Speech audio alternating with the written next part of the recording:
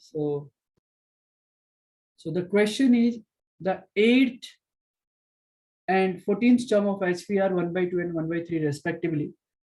Find its 28th term. Also find its general term. Okay. Now listen here. What I told कि जो भी HP के question होते हैं उसके लिए कोई अलग फार्मूला की जरूरत नहीं होती है. आपको क्या करना है, एपी का बस कंसेप्ट क्लियर रखना है. आपको पता है कि एपी का उल्टा जो होता है, हर एक एपी के लिए एक एचपी होता है और हर एक एचपी के लिए एक एपी होगा, राइट. तो एचपी का जो 8th टर्म है वो 1/2 है. 14th टर्म जो है वो क्या है, 1/3 है. अगर T8 अगर हमने लिखा यहाँ पे, यस, परफेक्ट परफेक्ट, बिल्कुल सही है. हेत सही है, करेक्ट करेक्ट करेक्ट, परफेक्ट. सो 8 जो है, T8 जो है 18th 8th जो टर्म है वो हाफ है ना. ये किसका है, एचपी का 8th टर्म के बारे में मैं बात कर रहा हूँ. ठीक है. तो 8th टर्म एपी का क्या हो जाएगा, 2 हो जाएगा. सिंपल है, रेसिप्रोकल है कि नहीं. वैसे ही अगर इफ आई राइट हियर, या परफेक्ट परफेक्ट है, बहुत ही बढ़िया यार, करेक्ट है. वैसे ही 14th टर्म है, तो देखिए T14th टर्म जो है 1/3 है, बट ये किसका, एचपी के लिए है. तो अगर मैं बोलूं एपी का 14th टर्म क्या हो जाएगा, 3 हो जाएगा. करेक्ट. अब will try to find out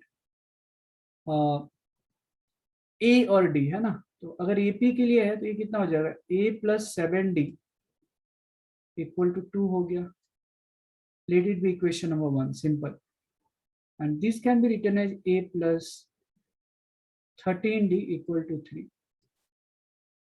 This can be written as second equation. T14th equal, just 1 minute.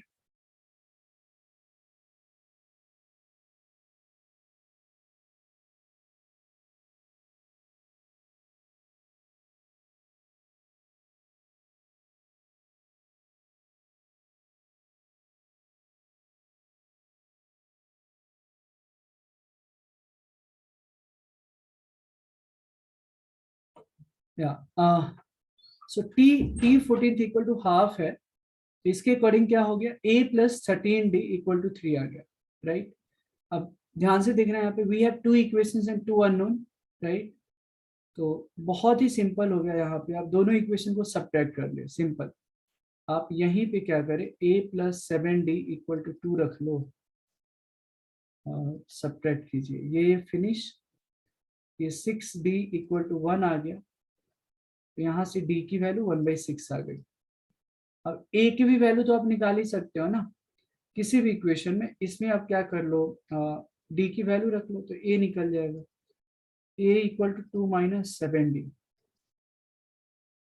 और what is the d, what is the value of d we have, 1/6, right. तो 6 × 2 = 12 - 7 कितना हो गया, 5/6. 6 × 2 = 12 - 7, 5/6. a की value 5/6 आई, d की value 1/6 आया.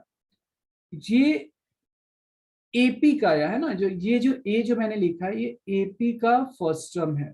Do not get confuse, because ये AP के ही फॉर्मूला से हमने निकाला है, कॉमन डिफरेंस एपी.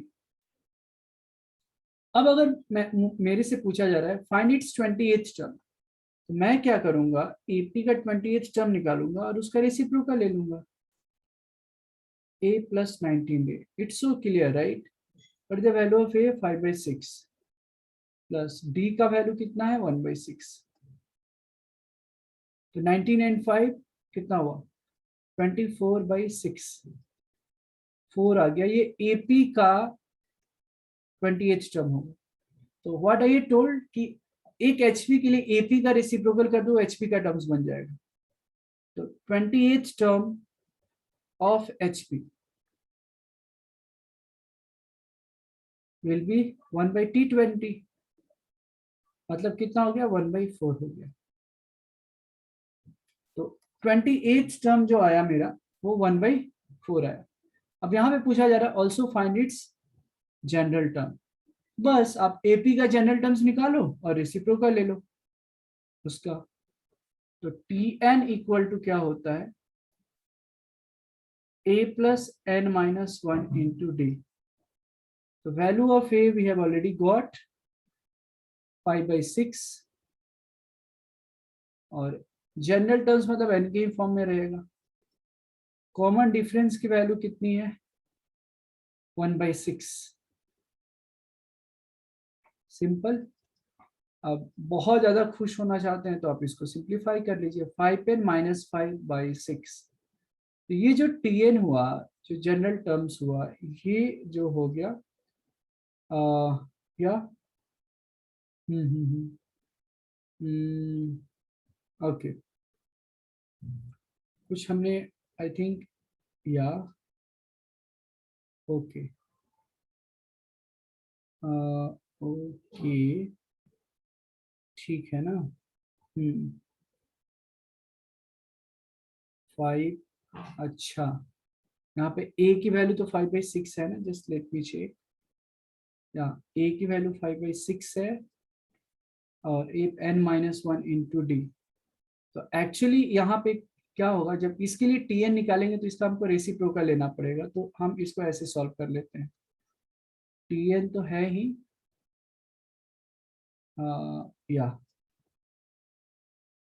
यही हो गया वैसे। तो tn फॉर hp कितना होगा, 1/tn एपी का, एपी का जो जनरल टर्म्स है उसका रेसिप्रोकल ले लो, मतलब 1/a प्लस n-1/d।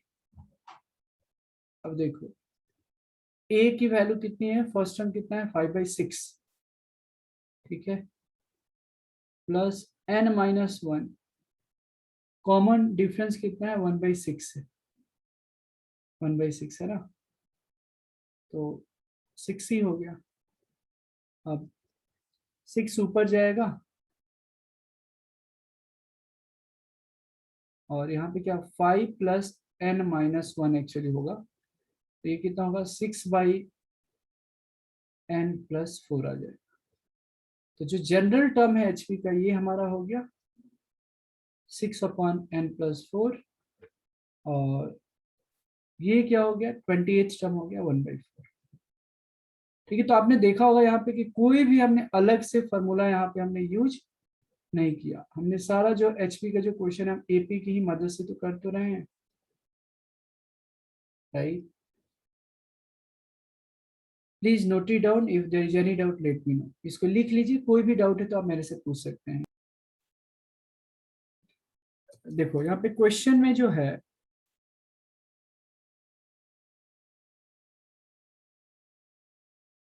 ध्यान से देखो, एचपी का 28 टर्म 1 है, 38 टर्म -1/7 है।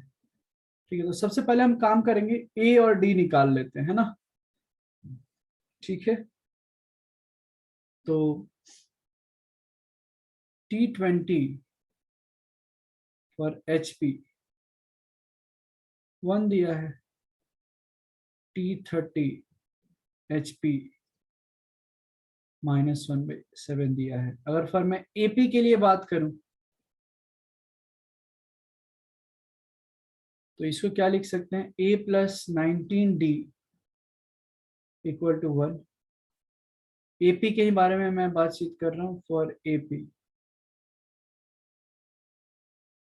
For AP A + 29D = -1/7। ठीक है, दिस इज 19D। दोनों को क्या करते हैं हम सब्ट्रैक्ट कर देते हैं, ए और डी निकल जाएगा।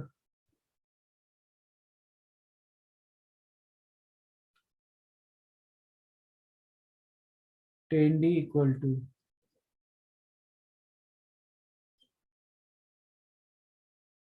ठीक है, यहाँ से डी की वैल्यू तो निकाल ही लोगे, -8/70 है ना। तो थोड़ा और हमने सही किया है क्या? Just wait a second. ओ हमने उल्टा किया ना, ये 7 हो जाएगा। देखो हमने क्या किया यहाँ पे, a+29 d है, -1/7 है, तो यहाँ पे क्या होनी चाहिए, रेसिप्रोकल लिया है ना, यहाँ पे 7 हो जाएगा। फिर यहाँ भी करेक्शन होगा, ये देखो, तो 29 -19d जो हो गया वो 10d हो गया, ये 6 हो गया। यहाँ से d की जो वैल्यू आ जाएगी 6/10, मतलब 3/5।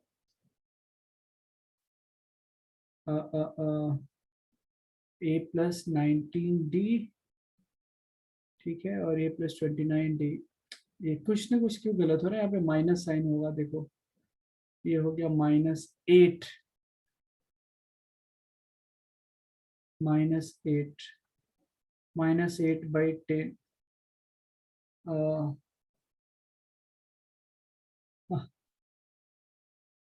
एक मिनट, हम लोग सब्ट्रैक्ट कर रहे हैं, तो -7 -1 हो गया, तो दिस विल बी -8।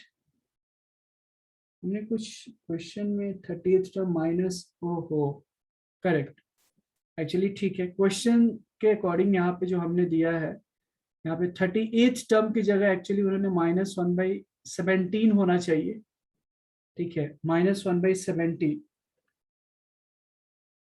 ये बाद में एक्चुअली वहां पे करेक्शन है, मैंने साइड में लिखा था -1/17, तो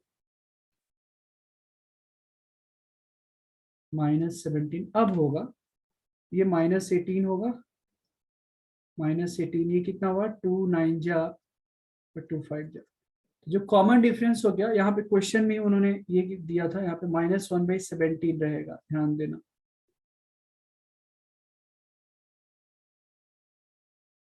ओके, सो d इज -9/5, तो हम a निकाल सकते हैं क्या, a, तो शायद पर हेत पटेल, अगर आपने -1/7 करके सॉल्व किया रहेगा, इट में भी करेक्ट है ना, बट पोजीशन निकालना है तो थोड़ा मुझे अलग लगा, a = 1 -19d, तो 19d की वैल्यू क्या है, -9/5, तो 19 9 जा 171 + 5 126/5 हो गया।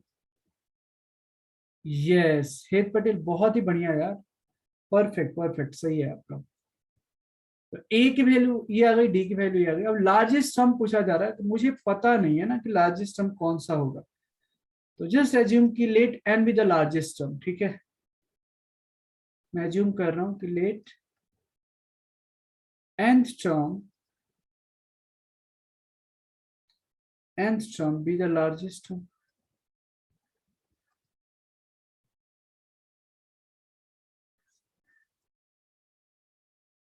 let nth term be the largest term, तो इसके लिए HP के लिए क्या हो जाएगा, जनरल टर्म्स वही a+n-1 इंटू डी, रेसिप्रोकल। अब देखते हैं, a की वैल्यू तो है 126/5,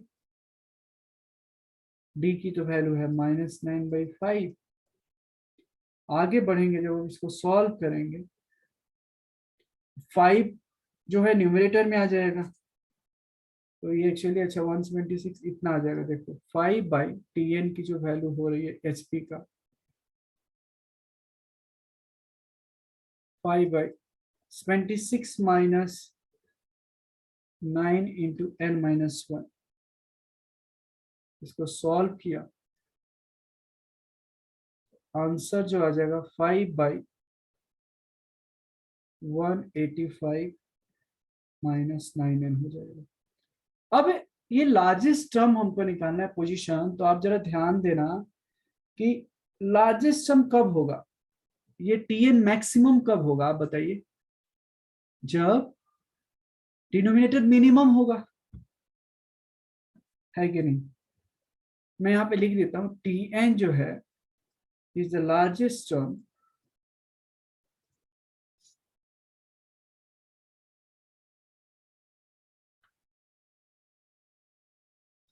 nth टर्म जो है लार्जेस्ट टर्म है if 185 minus n will be the is the least positive integer.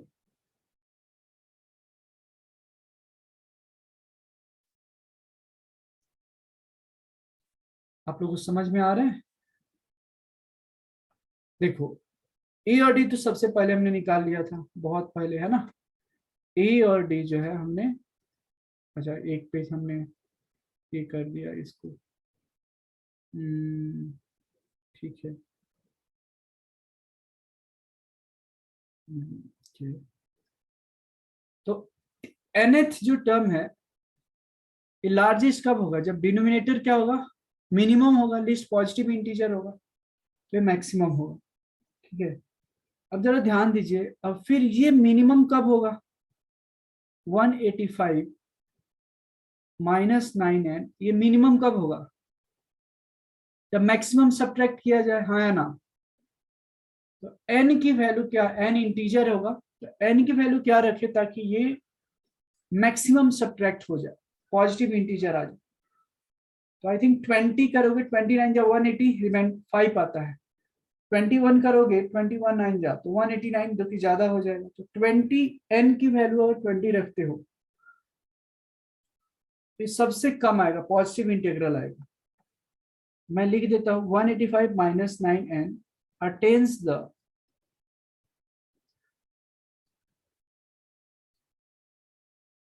Least positive integral.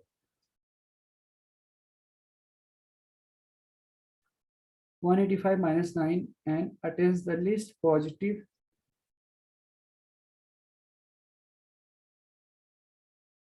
integral if n equal to 20। अब यहाँ पे थोड़ा सा सोचना था, क्योंकि 21 रखोगे तो नेगेटिव हो जाएगा। हमको मैक्सिमम चाहिए, मैक्सिमम के लिए मिनिमम होना पड़ेगा, ये मिनिमम होने के लिए मैक्सिमम होना पड़ेगा, है ना? अब n की वैल्यू 20, पोजीशन तो निकल गया, मतलब क्या होगा? 28th term, therefore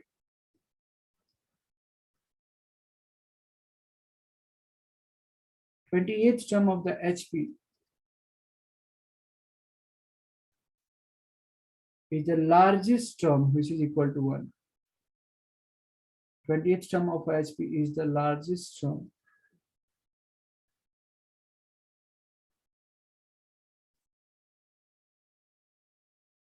which is equal to 1. जो 1 के बराबर है। अब ये कैसे पता चला? n की वैल्यू 1 रखकर देखो ना, यहाँ पे 8 हो गया, 8 9 8 22। अच्छा, वो 28th टर्म निकालना, सॉरी, n की वैल्यू आप 20 रख के देखो तो 20 19 आ जाएगा। यहाँ पे हमने या 1 tn की वैल्यू जो है हमने दिया है ना यहाँ पे, ये तो ठीक है, -9n प्लस 9, ओके, 1/a की वैल्यू हमने तो निकाला है 1। यहाँ पे कुछ तो देखो, अच्छा यहाँ पे सॉरी, यहाँ पे 176 है, यहाँ पे मैंने लिखा है बराबर, ये जो है 176 minus, because -9 plus 9, 176 plus 9, that will become 185 minus 9n। तो ये जो है यहाँ पे 176, तब इस क्वेश्चन का जो आंसर था वो 28th टर्म था एचपी का, जो कि सबसे मैक्सिमम होगा। ठीक है, और बाकी हमने जो क्वेश्चंस पूछा था यहाँ पे, ये कि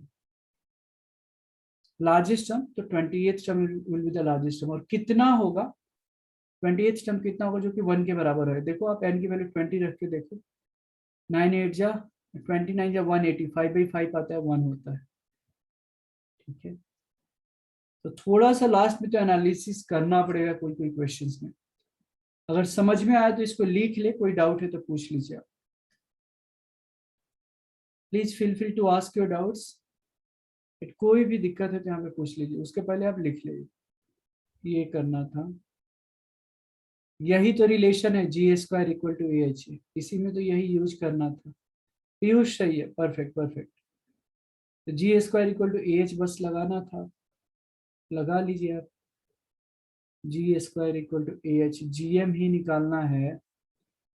तो जी स्क्वायर, ए की वैल्यू कितनी है 27 है, और एच की वैल्यू 12 है। कौन सा रॉकेट साइंस था इसमें बताओ।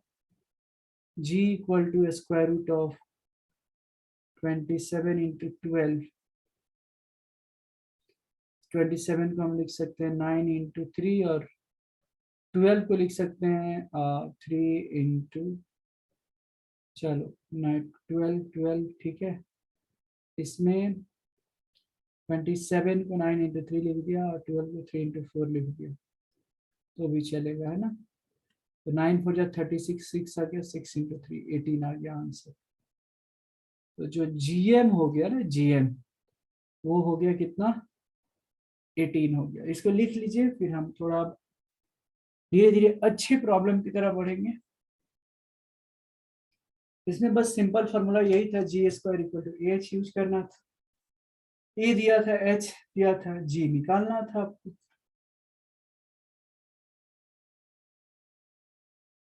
बताइए बताइए।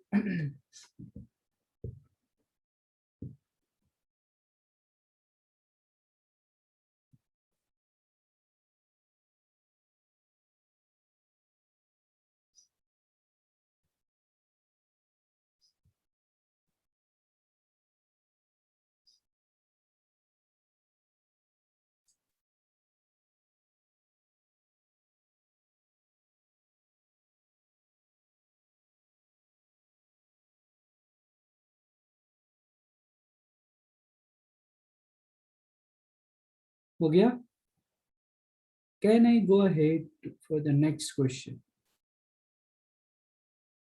चलिए, इसमें किसी को कहीं भी कुछ डाउट्स है तो आप बिल्कुल पूछते रहिए, ठीक है।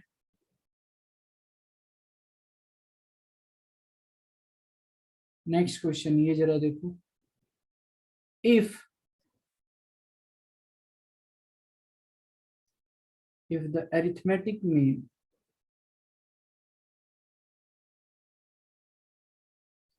इफ द अरिथमेटिक, ये देखते हैं कितने लोग सॉल्व कर पाते हैं।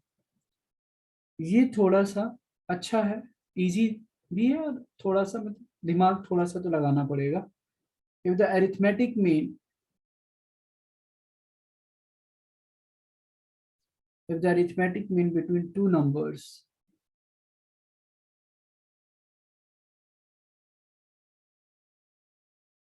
if the arithmetic mean between two numbers exceeds their GM,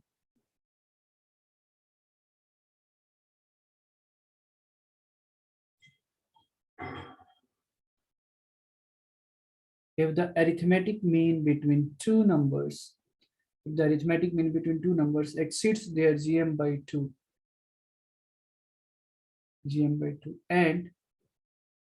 and the GM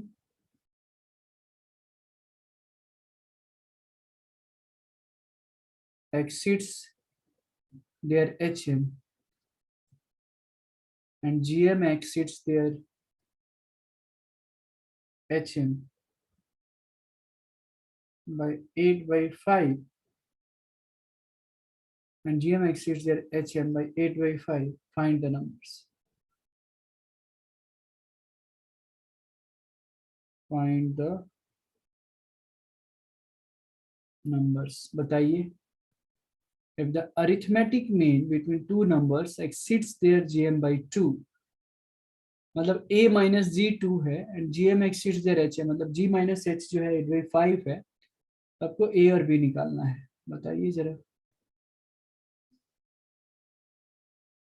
So if the arithmetic mean between two numbers exceeds their GM by 2 and the GM exceeds their HM by 8 by 5, find the numbers.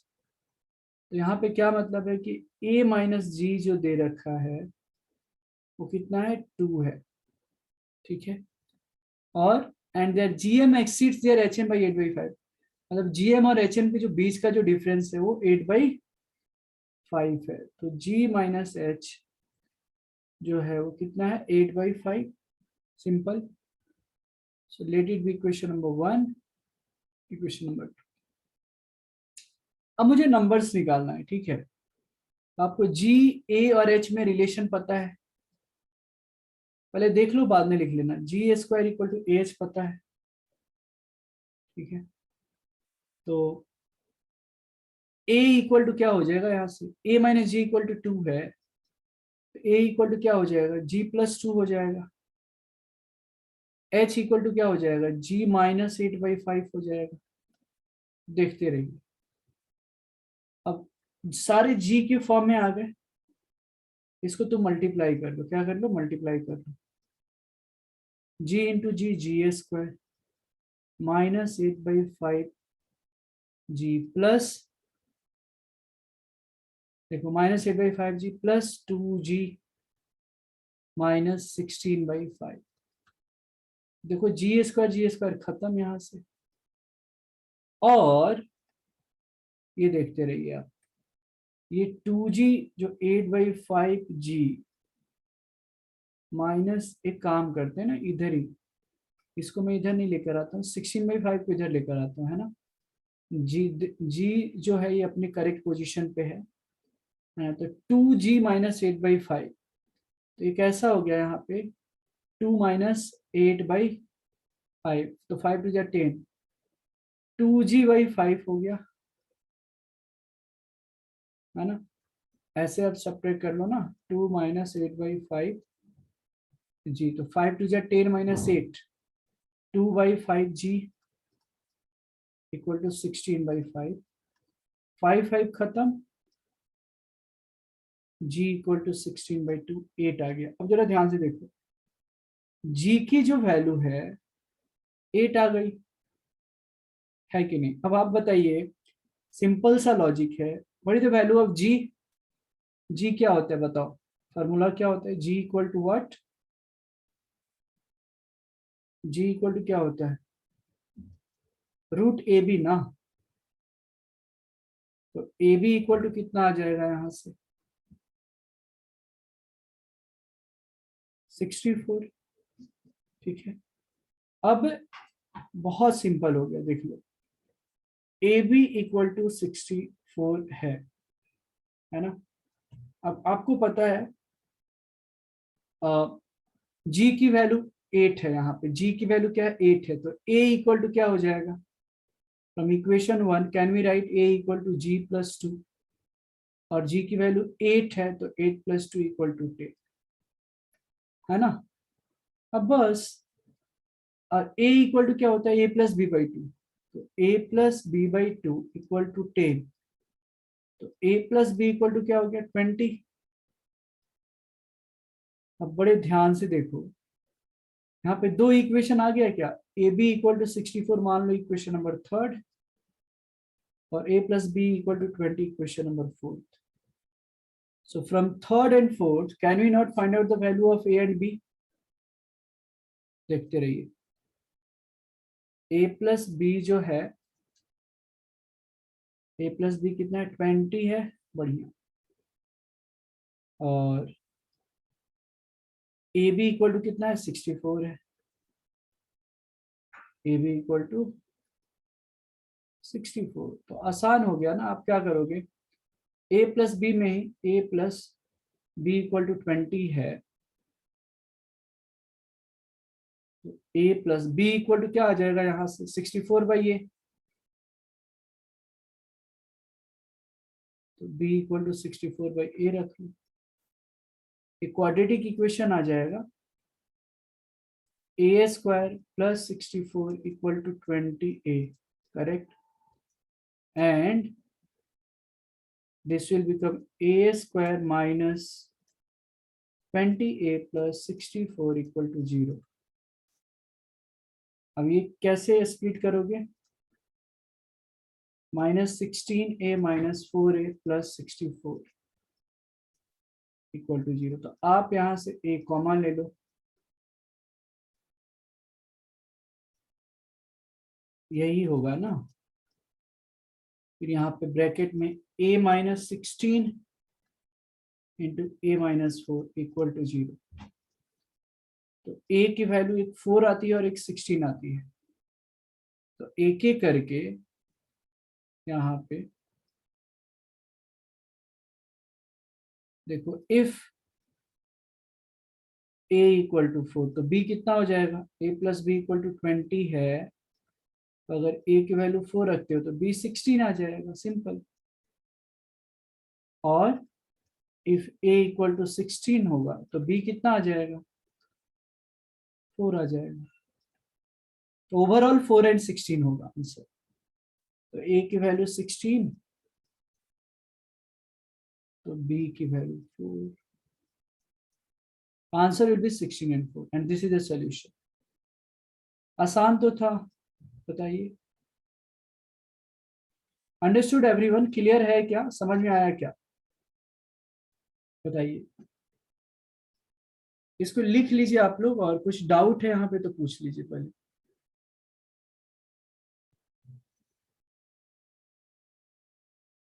बताइए।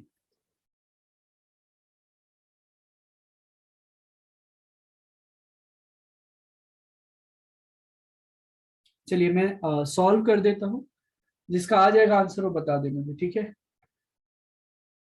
If H is the harmonic mean between P and Q, then तो P और Q के बीच में, P और Q के बीच में एक क्या है, हार्मोनिक मीन एच है। तो एच इक्वल टू क्या होता है, सिंपल 2 pq/p प्लस क्यू हो जाएगा। हम ए बी के टर्म्स में फॉर्मूला में लिखवाए थे, यहाँ पे पी और क्यू है। और मुझे जो वैल्यू निकालना है वो h/p प्लस h/q का निकालना है। तो आप क्या करोगे, h कॉमन लोगे, 1/p प्लस 1/q, है ना। बस h की वैल्यू क्या है, रख दो यहाँ पे 2pq/p प्लस q, इंटू जब आप एलसीएम लोगे ऊपर में क्या आएगा, p प्लस q/pq। ये खत्म, ये खत्म, खत्म खत्म, और 2 आता है आंसर। ठीक है, वाज इट डिफिकल्ट, बिल्कुल डिफिकल्ट नहीं था, है ना। इसको लिख ले आप, और फिर हम आज का जो सेशन है हम यहीं पे रुक जाएंगे, और फिर आपको टेस्ट मूज का मैं डेमो दिखा देता हूँ कि कैसे टेस्ट देना है उस पर आपको।